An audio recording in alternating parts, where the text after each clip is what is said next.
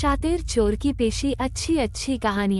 अच्छी कहानियाँ पढ़ने का मन सभी का होता है, लेकिन अगर कहानी से कुछ मनोरंजन ना मिले तो समय बर्बाद होता है। इसके लिए सही वेबसाइट चुने जहां बेस्ट हिंदी कहानी मिले। एक बार एक बहुत ही शातिर चोर गिरफ्तार होता है और कोर्ट में उस शातिर चोर की पेशी होने वाली होती है, जिसके लिए हवलदार श्याम सिंह को जिम्मेदारी दी जाती है। हवलदार श्याम सिंह बहुत ईमानदार और बहादुर होता है और अगले ही दिन सुबह 5 बजे की ट्रेन से चोर को दूसरे शहर पेशी के लिए ले जाना तय होता है और श्याम सिंह चोर को हथकड़ी लगाकर समय से स्टेशन पहुंच जाता है।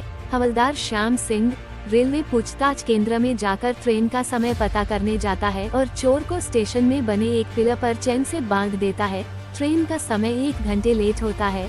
तभी श्याम सिंह कुछ खाने पीने की चीजें लेने स्टेशन के बाहर चला जाता है और जैसे ही वह वापस आता है, वो चोर हथकड़ी से बाहर निकल चुका होता है। हवलदार श्याम सिंह चोर को गायब देख घबरा जाता है और पूरे स्टेशन में उसकी तलाश करने लगता है और इसी बीच ट्रेन का हॉर्न सुनाई देने लगता है। हवलदार श्याम सिंह को लगने लगता है अब तो मेरी नौकरी चली जाएगी, लेकिन तभी अचानक श्याम सिंह के पीछे चोर आकर खड़ा हो जाता है और चाय पीते हुए कहता है, साहब ट्रेन आ गई, चलिए पेशी के लिए कहीं देर ना हो जाए। और चोर को देखते ही श्याम सिंह की जान में जान जाती है और वो उसे डांटते हुए कहता है, तुम हथकड़ी से बाहर कैसे निकले? तभी चोर हंसते हुए जवाब देता है, अरे साहब ये तो रोज का है, मैंने तो अपनी जिंदगी में बड़े से बड़े ताले खोले हैं, यह मामूली हथकड़ी क्या चीज है।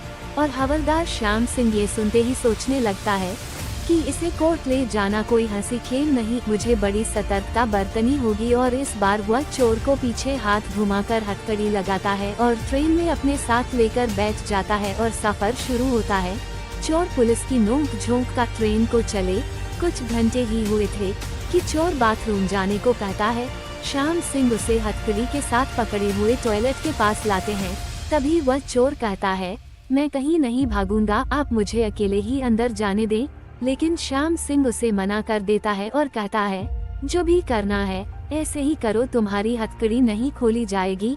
चोर अंदर जाकर दोबारा हथकड़ी खोल देता है और वही दरवाजे में फंसाकर अपना काम करने लगता है और कुछ ही देर में वह बाहर निकल आता है। श्याम सिंह दोबारा उसे हथकड़ी से बाहर निकला देख हैरान हो जाता है और सोचता है, ये कितना शातिर है। कुछ ही पलों में इसने फिर से ये हथकड़ी खोल ली। श्याम सिंह उसकी इस हरकत से नाराज हो जाता है और उसे जोर जबरदस्ती से घसीटते हुए ट्रेन की सीट में ले जाकर धक्का दे देता है। चोर श्याम सिंह के ऐसे बर्ताव से क्रोधित हो जाता है और कहता है, साहब अपनी भी इज्जत है, थोड़ा तमीज से बर्ताव करो। और चोर ठान लेता है, इस बेइज्जती का बदला जरूर लूंगा। और तभी ट्रेन के पहुंचने का समय हो जाता है। यात्रियों की बहुत भीड़ होने की वजह से श्याम सिंह ट्रेन के स्टेशन में रुकने से पहले ही चोर के साथ गेट पर जाकर खड़ा हो जाता है और उतरने का इंतजार करने लगता है।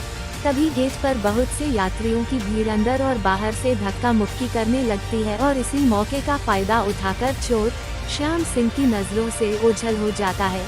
श्याम सिंह स्टेशन में उतरकर जैसे ही पीछे देखता है तो चौंक जाता है, क्योंकि हथकड़ी तो किसी और के हाथ में बंधी हुई होती है। श्याम सिंह इस बार समझ जाता है कि वह चोर अब नहीं मिलेगा, शायद वह स्टेशन पहुंचने का ही इंतजार कर रहा था।